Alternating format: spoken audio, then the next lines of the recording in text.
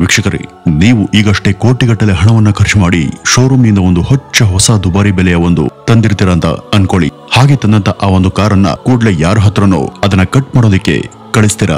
ನಾವಿಲ್ಲಿ ಖಂಡಿತ ತಮಾಷೆ ಮಾಡ್ತಿಲ್ಲ. ಪ್ರಪಂಚಾದ್ಯಂತ ಇರುವಂತ ಎಷ್ಟೋ ಕೋಟ್ಯಾಧಿಪತಿಗಳು ಹೀಗೇನೆ ಮಾಡ್ತಾರೆ.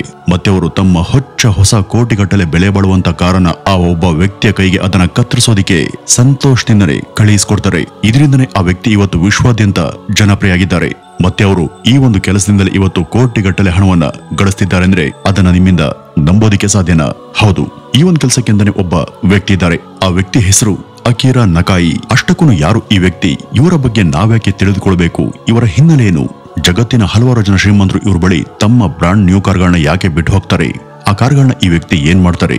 ಇವ್ರು ಯಾಕೆ ಫೇಮಸ್ ಎಂಬ ಮುಂತಾದ ರೋಚಕ ಹಾಗೂ ಆಸಕ್ತಿಕರ ಸಂಗತಿಗಳ ಬಗ್ಗೆ ಒಂದೊಂದಾಗಿ ನಾವಿಲ್ಲಿ ತಿಳಿತಾ ಹೋಗೋಣ. ಇವರು ಜಪಾನ್ನಲ್ಲಿ ಜನಿಸಿದವರು. ಬಾಲ್ಯದಿಂದನೂ ಕೂಡ ಅಕಿರಾ ಬೇರೆ ಮಕ್ಕಳಿಗಿಂದನೂ ಕೂಡ ಸ್ವಲ್ಪ ಭಿನ್ನವಾಗಿದ್ದವರು.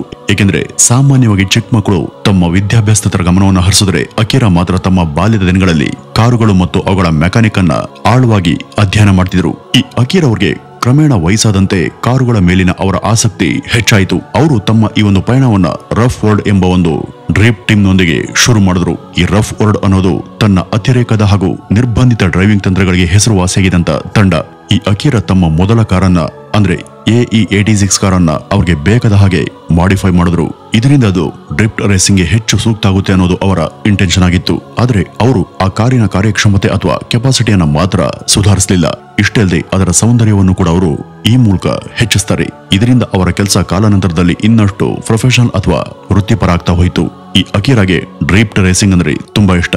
ಮತ್ತೆ ಈ ಡ್ರಿಫ್ಟ್ ರೇಸಿಂಗ್ ನಿಂದ ಅವರ ಆಸಕ್ತಿ ಮತ್ತು ಡೆಡಿಕೇಶನ್ ಅವರನ್ನ ಕಾರ್ ಕಸ್ಟಮೈಸೇಷನ್ ಕ್ಷೇತ್ರದಲ್ಲಿ ಗುರುತಿಸಿಕೊಳ್ಳುವಂತೆ ಹಾಗೂ ಇಲ್ಲಿ ತಕ್ಕ ಪ್ರಗತಿ ಸಾಧಿಸುವಂತೆ ಮಾಡುತ್ತೆ. ಇದರ ನಂತರ 1992ರಲ್ಲಿ ಅಕಿರಾ ನಕಾಯಿ RWBN ಶುರು ಮಾಡ್ತಾರೆ. ಅವರ ರಫ್ ವರ್ಲ್ಡ್ ನ ಪರಿಕಲ್ಪನೆಯಿಂದ ಪ್ರೇರಿತ ಆದಂತ ಈ ಒಂದು ಬ್ರಾಂಡ್ ಅನ್ನ ಉದ್ದೇಶ ಪೂರ್ವಕವಾಗಿಯೇ ಏರ್ ಕೂಲ್ ಪೋರ್ಷೆ ಕಾರನ್ನ ಕಸ್ಟಮೈಸ್ ಮಾಡುವಂತ ಸಲುವಾಗಿನೇ ಸ್ಥಾಪಿಸಲಾಗಿತ್ತು. ಈ ಒಂದು ಕಂಪನಿಯ ಉದ್ದೇಶ ಏನಂದ್ರೆ ಅಲ್ಲಿ ಜಪಾನಿಯರ ನಿಖರತೆ ಮತ್ತು ಜರ್ಮನ್ ಇಂಜಿನಿಯರಿಂಗ್ ನ ಪರಿಪೂರ್ಣ ಮಿಶ್ರಣವನ್ನ ತಮ್ಮ ಕಸ್ಟಮೈಸ್ ಕಾರ್ಗಳಲ್ಲಿ ತೋರಿಸೋದಾಗಿತ್ತು. ಈ ನಕಾಯಿ ಅವರ ವಿಧಾನ ಈ ಒಂದು ದಿಸೆಯಲ್ಲಿ ವಿಶಿಷ್ಟವಾದದ್ದು ಮತ್ತು ಅದಕ್ಕಾಗಿನೇ ಅವರು ತಮ್ಮ ಬಳಿ ಇರುವಂತ ಅಥವಾ ತಾವು ಮಾಡಿಫೈ ಮಾಡದಂತ ಪ್ರತಿ ಕಾರನ್ನು ಕೂಡ ಒಂದು ಕಲಾಕೃತಿಯಂತೆ ಭಾವಿಸ್ತಿದ್ರು. ಅವರು ತಮ್ಮ ಕೆಲಸದಲ್ಲಿ ಎಷ್ಟು ನಿಖರವಾಗಿದ್ರು ಅಂದ್ರೆ ಮಾರ್ಪಾಡಾದಂತ ಅವರ ಕಾರುಗಳು ಉಳಿದೆಲ್ಲವುಗಳಿಗಿಂತಲೂ ಕೂಡ ಅತ್ಯಂತ ವಿಭಿನ್ನವಾಗಿ ಕಾಣ್ತಾ ಇದ್ವು. ಇದರಿಂದಾಗಿ ಅವರು ತಮ್ಮ ಕೆಲಸದಲ್ಲಿ ಇವತ್ತಿಗೂ ಕಾರ್ ಕಸ್ಟಮೈಸೇಷನ್ ಉದ್ಯಮದಲ್ಲಿ ತಮ್ಮದೇ ಆದಂತ ಸ್ವಂತ ಅಳತೆಗೋಲನ್ನ ನಿಗದಿಪಡಿಸೋದಕ್ಕೆ ಸಾಧ್ಯ ಆಗಿರೋದು. ಪ್ರತಿ ಪೋರ್ಷೆ ಕಾರನ್ನ ಕಸ್ಟಮೈಸ್ ಮಾಡುವಾಗಲೂ ಕೂಡ ನಕಾಯಿ ತಮ್ಮ ವಿಶಿಷ್ಟ ಶೈಲಿಯನ್ನು ಅದಕ್ಕೆ ಸೇರಿಸ್ತಾರೆ. ಈ ರೀತಿಯಾಗಿ ನೋಡ್ತಿದ್ದಂತೆ ಈ ಅಕಿರಾ ನಕಾಯಿ ಅವರ ಕಂಪನಿ ದೇಶ ಮತ್ತು ವಿದೇಶಗಳ ಜನರನ್ನ ಸೆಳೆಯೋದಕ್ಕೆ ಶುರು ಮಾಡಿತು. ಏಕೆಂದ್ರೆ ಈಗಾಗಲೇ ಹೇಳಿದಂತೆ ಅಕಿರಾ ಅವರಿಂದ ಕಸ್ಟಮೈಸ್ ಆದಂತ ಕಾರುಗಳು ಪ್ರಪಂಚಾದ್ಯಂತ ಅನನ್ಯವಾಗಿದ್ವು. ಮತ್ತೆ ಈ ಅಕಿರಾ ಅವರಲ್ಲಿ ಒಂದು ವಿಷನ್ ಇತ್ತಲ್ಲ, ಅದು ಕಂಪನಿಯನ್ನು ನಿರ್ಮಿಸುವುದಷ್ಟೇ ಅಲ್ಲದೆ ಇದನ್ನ ಜಾಗತಿಕ ಸಮುದಾಯದ ಒಂದು ಮುಖ್ಯ ಭಾಗವನ್ನಾಗಿ ಮಾಡುವುದಾಗಿತ್ತು.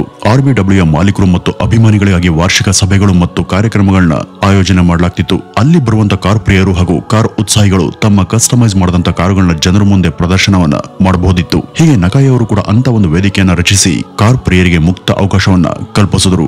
ಅಲ್ಲಿ ಯಾವುದೇ ಕಾರ್ ಪ್ರಿಯರು ಬಂದು ತಮ್ಮ ಆಸಕ್ತಿ ಮತ್ತು ಅನುಭವಗಳನ್ನ ಇತರರೊಂದಿಗೆ ಹಂಚಿಕೊಳ್ಳಬಹುದಾಗಿತ್ತು. ಇದರಿಂದಾಗಿ ಅಕಿರಾ ನಕಾಯಿ ಅವರ ಹೊಸತನ ಮತ್ತು ಸೃಜನಶೀಲತೆ ಅವರನ್ನ ಕಾರ್ ಕಸ್ಟಮೈಸ್ ನ ಉದ್ಯಮದಲ್ಲಿ ಒಬ್ಬ ದಂತ ಕಥೆಯನ್ನಾಗಿ ಮಾಡುವಲ್ಲಿ ಯಶಸ್ವಿಯಾಯಿತು. ಮತ್ತೆ ಅದಕ್ಕಾಗಿನೇ ಅವ್ರ ಕೆಲಸ ಇವತ್ತು ಅವರ ಸ್ವಂತ ಜಪಾನಿಗೆ ಮಾತ್ರ ಸೀಮಿತ ಆಗಿಲ್ಲ, ಬದಲಿಗೆ ಅವರ ಕೆಲಸವನ್ನ ಇವತ್ತು ಪ್ರಪಂಚಾದ್ಯಂತ ಗುರುತಿಸಲಾಗ್ತಿದೆ. ವೀಕ್ಷಕರೇ, ಈಗ ಈ ಅಕಿರಾ ನಕಾಯಿ ಅವರ ವರ್ಕ್ಶಾಪ್ ನ ಒಂದು ದಿನ ಹೇಗಿರುತ್ತೆ ಅಂತ ನೋಡೋಣ. ಈ ಅಕಿರಾ ತಮ್ಮ ವರ್ಕ್ಶಾಪ್ಗೆ ಹತ್ತಿರದಲ್ಲಿಯೇ ವಾಸ ಮಾಡ್ತಾರೆ. ಮತ್ತೆ ಅವರ ಕೆಲಸದ ದಿನಚರಿ ಬೆಳಗ್ಗೆಯಿಂದನೇ ಶುರುವಾಗುತ್ತೆ. ಇವರ RBW ವರ್ಕ್ಶಾಪ್ ಜಪಾನ್ನ ಚೀಬಾ ಎಂಬಲ್ಲಿ ಇದೆ. ಈ ವರ್ಕ್ಶಾಪ್ ಕಾರು ಉತ್ಸಾಹಿಗಳಿಗೆ ಒಂದು ಪವಿತ್ರ ಸ್ಥಳ ಅಂತಾನೆ ಹೇಳಬಹುದು. ಈ ಒಂದು ವರ್ಕ್ಶಾಪ್ಗೆ ಪ್ರವೇಶ ಮಾಡಿದ ಕೂಡಲೇ ಸೃಜನಶೀಲತೆಯ ಮತ್ತು ಒಂದು ಸೆಂಟ್ರಲೈಸ್ಡ್ ವಾತಾವರಣದಂತ ಅನುಭವ ಆಗುತ್ತೆ. ಇದರ ಗೋಡೆಗಳ ಮೇಲೆ ಪ್ರಾಜೆಕ್ಟ್ಗಳ ಫೋಟೋಗಳನ್ನ ಭವ್ಯವಾಗಿ ತೂಗು ಹಾಕಲಾಗಿದೆ. ವರ್ಕ್ಶಾಪ್ನಲ್ಲಿ ಅವರ ಉಪಕರಣಗಳು ಮತ್ತು ಸಲಕರಣೆಗಳು ಸಂಪೂರ್ಣವಾಗಿ ಆರ್ಗನೈಸ್ ಆಗಿ ಮತ್ತು ಅವು ಉತ್ತಮವಾಗಿ ಮೇಂಟೈನ್ ಆಗಬಲ್ಲಂತ ಸಾಧನಗಳು. ಉದಾಹರಣೆಗೆ ಅಲ್ಲಿರುವಂತಹ ಬಲಿಷ್ಠವಾದಂತ ಏರ್ ಕಂಪ್ರೆಸರ್ಗಳು, ಹೈಡ್ರಾಲಿಕ್ ಲಿಫ್ಟ್ಗಳು, ಪವರ್ ಟೂಲ್ಸ್, ಹ್ಯಾಂಡ್ ಟೂಲ್ಸ್, ಅಳತೆ ಉಪಕರಣ ಮತ್ತು ವೈಡ್ ಬಾಡಿ ಕಿಟ್ಗಳನ್ನ ವಿನ್ಯಾಸಗೊಳಿಸೋದು ಇತ್ಯಾದಿಗಳೆಲ್ಲ ಅತ್ಯಂತ ಸುಧಾರಿತ ಮಟ್ಟದಲ್ಲಿ ಇರೋದು ಅದರ ಮುಖ್ಯ ವಿಶೇಷತೆ. ಇಲ್ಲಿ ಅವರ ಪ್ರತಿ ಯೋಜನೆ ಪೂರ್ಣಗೊಂಡ ನಂತರ ನಕಾಯಿ ಅವರು ಸ್ವತಃ ತಾವೇ ಅದರ ಗುಣಮಟ್ಟವನ್ನ ಪರಿಶೀಲನೆ ಮಾಡ್ತಾರೆ. ಅವರ ಗಮನ ಯಾವಾಗಲೂ ಕೂಡ ಪರಿಪೂರ್ಣತೆ ಹಾಗೂ ಪರ್ಫೆಕ್ಷನ್ ಮೇಲೇನೆ ಇರುತ್ತೆ. ನಂತರ ಕೆಲಸದ ನಡುವೆ ಊಟವನ್ನ ಮಾಡುವಾಗ ಅಕಿರಾ ತಮ್ಮ ಸಹೋದ್ಯೋಗಿಗಳೊಂದಿಗೆ ವಿಚಾರಗಳನ್ನ ಚರ್ಚೆ ಮಾಡ್ತಾರೆ. ಇದರಿಂದ ಅವರು ಇನ್ನಷ್ಟು ಪರಿಣಾಮಕಾರಿ ಕೆಲಸ ಮಾಡೋದಕ್ಕೆ ಸಾಧ್ಯ ಆಗುತ್ತೆ. ನಂತರ ಸಂಜೆ ನಕಾಯಿ ತಮ್ಮ ವರ್ಕ್ಶಾಪ್ ಅನ್ನ ಸಂಪೂರ್ಣವಾಗಿ ಸ್ವಚ್ಛಗೊಳಿಸುತ್ತಾರೆ. ಇನ್ನು ಅವರ ಕಸ್ಟಮೈಸೇಷನ್ ಪ್ರಕ್ರಿಯೆ ಬಗ್ಗೆ ಹೇಳುವುದಾದ್ರೆ ಅಕಿರಾರವರ ವಿನ್ಯಾಸ ತತ್ವ, ಅದರ ಮಾಡಿಫಿಕೇಶನ್ ರೂಲ್ ಸರಳ ಮತ್ತು ವಿಶಿಷ್ಟವಾದದ್ದು. ಅಂದ್ರೆ ಅವರಿಂದ ವಿನ್ಯಾಸಗೊಂಡಂತ ಕಾರು ಚೀಪ್ ಆಗಿ ಕಾಣೋದಿಲ್ಲ. ಅಕೀರಾ ಅವರು ಪ್ರತಿ ಕಾರು ಕೇವಲ ಯಂತ್ರ ಅಷ್ಟೇ ಅಲ್ಲ, ಅದೊಂದು ಕಲಾಕೃತಿಯಿಂದನೇ ನಮ್ದಂತ ತಂತ್ರಜ್ಞ. ಮತ್ತೆ ಅದಕ್ಕಾಗಿನೇ ಅಕೀರಾ ತಮ್ಮ ಪ್ರತಿಯೊಂದು ಕಸ್ಟಮೈಸೇಷನ್ ಯೋಜನೆಗೆ ಒಂದು ಪರ್ಸನಲ್ ಟಚ್ ಅನ್ನ ಕೊಡ್ತಾರೆ. ಅದರಲ್ಲಿ ಅವರು ಮಾಲೀಕರ ವ್ಯಕ್ತಿತ್ವ ಮತ್ತು ಅದರ ಆದ್ಯತೆಗಳನ್ನು ಕೂಡ ಸೇರಿಸ್ತಾರೆ. ಅವರ ಗುರಿ ಪ್ರತಿ ನಿರ್ಜೀವದ ಕಾರನ್ನು ಕೂಡ ಒಂದು ಮೇರು ಕೃತಿಯನ್ನಾಗಿ ಮಾಡೋದು. ಆ ಕಾರ್ನ ಲುಕ್ ಅನ್ನ ನೋಡಿದ ತಕ್ಷಣ ಯಾರೇ ಆಗ್ಲಿ ಅದಕ್ಕೆ ಮನಸೋಲ್ಬೇಕು. ಆ ರೀತಿ ಇರುತ್ತೆ ಅವರ ಕೆಲಸ. ಈ ಅಕೀರಾ ಅವರು ಮೊದಲು ಆ ಕಾರ್ ಮಾಲೀಕರೊಂದಿಗೆ ವಿವರವಾದಂತಹ ಸಮಾಲೋಚನೆಯನ್ನ ನಡೆಸ್ತಾರೆ. ಆ ಚರ್ಚೆಯಲ್ಲಿ ಅವರು ಮಾಲೀಕರ ದೃಷ್ಟಿಕೋನ ಮತ್ತು ಅವರ ನಿರೀಕ್ಷೆಗಳನ್ನ ಅರ್ಥ ಮಾಡ್ಕೊಳ್ಳೋದಕ್ಕೆ ಪ್ರಯತ್ನಿಸ್ತಾರೆ. ಮತ್ತೆ ನಂತರ ಆ ಒಂದು ಅವಶ್ಯಕತೆಗಳ ಆಧಾರದ ಮೇಲೆ ಅಕೀರಾ ಒಂದು ಕಾಲ್ಪನಿಕ ರೇಖಾಚಿತ್ರವನ್ನ ರಚಿಸ್ತಾರೆ.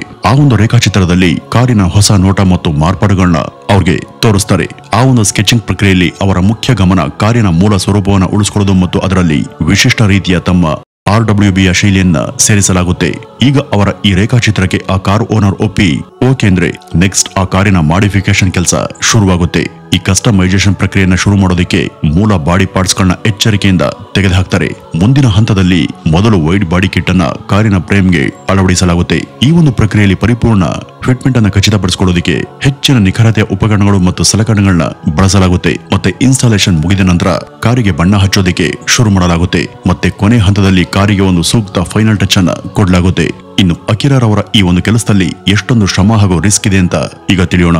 ಯಾಕೆಂದ್ರೆ ಪ್ರತಿ ಕಾರನ್ನು ಕೂಡ ಹೀಗೆ ಕಸ್ಟಮೈಸ್ ಮಾಡೋದಕ್ಕೆ ಹಲವು ಸವಾಲುಗಳಿರ್ತವೆ. ಈ ಕಾರು ಪರಿಪೂರ್ಣ ಫಿಟ್ಮೆಂಟ್ ಅನ್ನ ಹೊಂದಿರಬೇಕು. ಅದರಲ್ಲಿ ಉತ್ತಮ ಗುಣಮಟ್ಟದ ವಸ್ತುಗಳನ್ನ ಸರಿಯಾದ ಸ್ಥಳದಲ್ಲಿ ಬಳಸಬೇಕು. ಮತ್ತೆ ಗ್ರಾಹಕರು ಬೇಸರ ಮಾಡ್ಕೊಳ್ಳದ ಹಾಗೆ ಕಾರನ್ನ ಸಮಯಕ್ಕೆ ಸರಿಯಾಗಿ ಅವ್ರಿಗೆ ಫಿನಿಶ್ ಮಾಡ್ಕೊಡ್ಬೇಕು. ಆದ್ರೆ ಅಕೀರಾ ಅವ್ರ ಮುಂದೆ ಇದ್ಯಾವುದು ಕೂಡ ನಡೆಯೋಲ್ಲ. ಇವೆಲ್ಲ ಅವ್ರಿಗೆ ಏನಂತ ತೊಂದರೆ ಕೂಡ ಅಲ್ವೇ ಅಲ್ಲ. ಯಾಕೆಂದ್ರೆ ಒಮ್ಮೆ ರಷ್ಯಾದಿಂದ ಒಬ್ಬ ಗ್ರಾಹಕ ಅವರನ್ನ ಕರೆದಿದ್ರು. ಹಾಗೂ ಇಲ್ಲಿ ಅಚ್ಚರಿಯ ವಿಷಯ ಏನಂದ್ರೆ ಆ ಗ್ರಾಹಕರು 10 ನಿಮಿಷ ಕಾಫಿ ಕುಡಿಯೋದಕ್ಕೆ ಎದ್ದು ಹೋದಾಗ ಆ ಒಂದು ಗ್ಯಾಪ್ ನಲ್ಲಿ ಅಕೀರಾ ಅವರು ಆ ಪೋರ್ಷೆಯ ಹಿಂದಿನ ವಿಂಗ್ ಅನ್ನ ಕತ್ತರಿಸಿದ್ರು. ಅಂದ್ರೆ ಅವರ ಕೆಲಸದ ಚಾತುರ್ಯ ಹಾಗೂ ಅದರ ವೇಗ ಯಾವ ರೇಂಜ್ ಇದೆ ಅನ್ನೋದನ್ನ ನೀವಿಲ್ಲಿ ಅಂದಾಜು ಮಾಡಬಹುದು. ಉಳಿದಂತೆ ಅವರು ಇಲ್ಲಿ ಯಾವಾಗ್ಲೂ ಕೂಡ ಎದುರಿಸುವಂತ ಒಂದು ದೊಡ್ಡ ಸವಾಲು ಅಂದ್ರೆ ಗ್ರಾಹಕರ ನಿರೀಕ್ಷೆಗಳನ್ನ ಅವ್ರಿಗೆ ತಕ್ಕಂತೆ ಪೂರೈಸೋದು. ಪ್ರತಿ ಗ್ರಾಹಕರ ದೃಷ್ಟಿ ಮತ್ತು ನಿರೀಕ್ಷೆಗಳು ವಿಭಿನ್ನವಾಗಿರ್ತವೆ ಮತ್ತು ಅವರ ಗುರಿ ಯಾವಾಗ್ಲೂ ಕೂಡ ಪ್ರತಿ ಗ್ರಾಹಕರನ್ನ ತೃಪ್ತಿಪಡಿಸೋದೇ ಆಗಿರುತ್ತೆ. ಆದ್ರಿಂದ ನೀವು ಅವರಿಂದ ಮಾಡಿಫೈ ಆದಂತಹ ಪ್ರತಿ ಕಾರಿನ ವಿನ್ಯಾಸದಲ್ಲಿ ವಿಭಿನ್ನತೆ ಮತ್ತು ವೈವಿಧ್ಯತೆ ಇರೋದನ್ನ ನೋಡಬಹುದು. ಇದ್ರ ಜೊತೆಗೆ ಅಕೀರಾರವರ ಕಾರ್ಯಸೂಚಿ ಅಂದ್ರೆ ಅವರ ವರ್ಕ್ ಶೆಡ್ಯೂಲ್ ಕೂಡ ಇಲ್ಲಿರುವಂತಹ ಒಂದು ಮುಖ್ಯ ಸವಾಲು. ಯಾಕೆಂದ್ರೆ ಅಕೀರಾ ಅವರು ತಮ್ಮ ಕೆಲಸದಲ್ಲಿ ತುಂಬಾ ಬ್ಯುಸಿ ವ್ಯಕ್ತಿ. ಅವ್ರಿಗೆ ಅನೇಕ ಕಡೆ ತೀವ್ರ ಡಿಮ್ಯಾಂಡ್ ಬಹಳ ಇರೋದ್ರಿಂದ ಆ ಕೆಲಸಕ್ಕೆ ಅವ್ರಿಗೆ ಹೆಚ್ಚು ಸಮಯ ಸಿಗೋದಿಲ್ಲ. ಅದಕ್ಕಾಗಿನೇ ಅನೇಕ ಗ್ರಾಹಕರು ಕೇವಲ ಅಕೀರಾ ಅವರೊಂದಿಗೆ ಜಸ್ಟ್ ಮಾತನಾಡೋದಕ್ಕೂ ಕೂಡ ತಿಂಗಳುಗಟ್ಟಲೆ ಕಾಯಬೇಕಾಗುತ್ತೆ. ಆದ್ರೆ ಕೆಲವು ಗ್ರಾಹಕರು ಅಕೀರಾ ಅವರನ್ನ ಕೇಳಿನ ಹೊಸ ಪೋರ್ಷೆ ಕಾರ್ ಬಗ್ಗೆ ನಿರ್ಧರಿಸ್ತಾರೆ. ಅದಕ್ಕೆ ಎಷ್ಟು ಸಮಯ ಬೇಕಾದ್ರೂ ಆಗ್ಲಿ ಪರವಾಗಿಲ್ಲ ಅಂತ ಅವರು ಕಾಯ್ತಾರೆ. ನಿಮ್ಮ ಬಳಿ ಏನಾದ್ರೂ ಒಂದು ಪೋರ್ಷೆ ಕಾರ್ ಇದ್ರೆ ಮತ್ತು ನೀವು ಅಕೀರಾ ನಕಾಯಿ ಅವರ ಯಾವುದೇ ಬಾಡಿ ಕಿಟ್ ಅಥವಾ ಯಾವುದೇ ಉತ್ಪನ್ನವನ್ನು ಖರೀದಿ ಮಾಡೋದಕ್ಕೆ ಬಯಸಿದ್ರೆ ಅದು $24,000 ನಿಂದ ಶುರುವಾಗುತ್ತೆ. ಮತ್ತೆ ಅಕೀರಾ ನಕಾಯಿ ಅವರಿಂದನೇ ನೀವು ಆ ಕಾರ್ನ ಮಾರ್ಪಡಿಸೋದಕ್ಕೆ ಬಯಸಿದ್ರೆ ನೀವು ಏನಿಲ್ಲ ಅಂದ್ರೂ ಕೂಡ ಕನಿಷ್ಠ $36,000ದಿಂದ $50,000 ಹಣವನ್ನ ಖರ್ಚು ಮಾಡಬೇಕಾಗುತ್ತೆ. ಅದರಲ್ಲಿ ಅವರ ವಿಮಾನದ ಪ್ರಯಾಣದ ಟಿಕೆಟ್ ದರ, ತಂಡದ ಖರ್ಚು ಮತ್ತು ಬೇಕಾದ ಹೆಚ್ಚುವರಿ ಹಾಗೂ ಅಗತ್ಯ ವಸ್ತುಗಳನ್ನ ಇಲ್ಲಿಂದ ಅಲ್ಲಿಗೆ ಸಾಗಿಸುವಂತ ವೆಚ್ಚ ಕೂಡ ಇವೆಲ್ಲವೂ ಇದರಲ್ಲಿ ಸೇರಿರುತ್ತೆ. ವೀಕ್ಷಕರೇ, ಈ ಅಕೀರಾ ತಾವಾಗಿಯೇ ಖುದ್ದು ರೂಪಿಸಿಕೊಂಡಂತ ಈ ಒಂದು ಸ್ಕಿಲ್ ನಿಂದಾಗಿ ಇವತ್ತು ಲೋಕವಿಖ್ಯಾತಿಯನ್ನ ಪಡೆದಂತ ಕಾರ್ ತಂತ್ರಜ್ಞ. ಆದ್ರಿಂದಲೇ ಇವತ್ತು ಅವರು ಕೋಟಿಗಟ್ಟಲೆ ಹಣವನ್ನ ಜಸ್ಟ್ ಒಂದು ಕಾರ್ ಮಾಡಿಫಿಕೇಶನ್ ನ ಪ್ರಾಜೆಕ್ಟ್ ನಿಂದನೇ ಗಳಿಸ್ತಿದ್ದಾರೆ. ಅವರು ನೋಡೋದಕ್ಕೆ ಒಬ್ಬ ಸಾಧಾರಣ ವ್ಯಕ್ತಿ ಹಾಗೆ ಕೂದಲನ್ನ ಬಿಟ್ಕೊಂಡು ಅಸ್ತವ್ಯಸ್ತ ಬಟ್ಟೆಗಳೊಂದಿಗೆ ಕಾಣಿಸ್ಕೊಂಡ್ರು ಕೂಡ ಅವರಲ್ಲಿ ಇರುವಂತ ಈ ಒಂದು ಸ್ಕಿಲ್ ಹಾಗೂ ಪ್ರತಿಭೆ ಸಾಮಾನ್ಯದಲ್ಲ. ಇವತ್ತು ಅದಕ್ಕೆ ಆಕಾಶದೆತ್ತರಕ್ಕೆ ಬೆಲೆ ಹಾಗೂ ಗೌರವ ಇದೆ. ಪ್ರತಿಭೆ ಹಾಗೂ ಸ್ಕಿಲ್ ಇದ್ರೆ ಯಾರು ಏನ್ ಬೇಕಾದ್ರೂ ಸಾಧಿಸೋದಕ್ಕೆ ಮತ್ತು ಯಶಸ್ಸಿನ ತುದಿಗೆ ಏರ್ಬಹುದು ಅನ್ನೋದಕ್ಕೆ ಈ ಅಕೀರಾರವರ ಬದುಕು ಹಾಗೂ ಸಾಧನೆ ಒಂದು ತಾಜಾ ಉದಾಹರಣೆ. ವೀಕ್ಷಕರೇ, ಇದಿಷ್ಟು ಇವತ್ತಿನ ಈ ಒಂದು ವಿಡಿಯೋದ ವಿವರ. ಇನ್ನು ಇದ್ರ ಬಗ್ಗೆ ನಿಮ್ಮ ಅನಿಸಿಕೆಗಳನ್ನ ಕಮೆಂಟ್ ನ ಮೂಲಕ ಹಂಚ್ಕೊಳ್ಳಿ. ನಮಸ್ಕಾರ.